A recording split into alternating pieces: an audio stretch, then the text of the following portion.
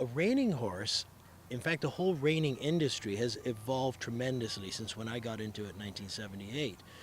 It's become from a relatively crude discipline to a very sophisticated discipline, with the horses demonstrating the decades of quality breeding that has gone to specifically designing a reining horse. It's extremely hard to do this sport well. It takes a good horse to do it. A lot of work, a lot of concentration.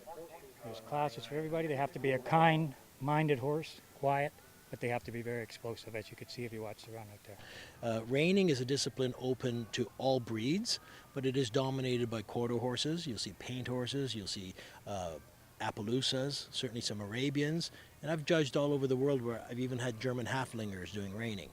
That said, you need a short-coupled animal that's very athletic. The discipline tends to really tax the hocks. They have to really be elevated in the shoulders, light in the front end, smooth and easy to keep in a bridle. Disposition, attitude, conformation, just easygoing. They have to have the athletic ability and the trainability. The biggest thing I would say a reining horse needs is a good mind. Because of the nature that we are tested in patterns, the horses get wise to the patterns, so they start to anticipate what's coming next. The most willingly guided horse always waits for the signal instead of guessing in advance as to what you're going to ask. So I would say the mind would be the most important. My grandfather used to say a horse is an innocent. He knows nothing but what his mother, nature, or man taught him.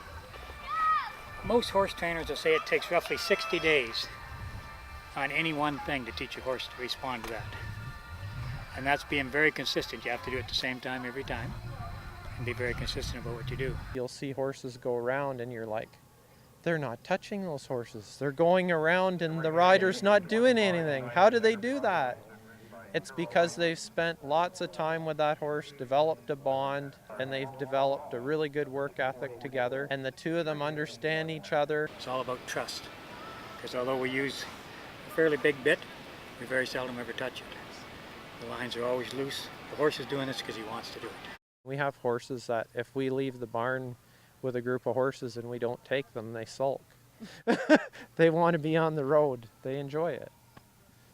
The horses are no different than us. You have to work at it and develop that work ethic together, and then you start to really enjoy your work and you really get a passion for your work. The whole key in this thing is that a horse enjoys his job.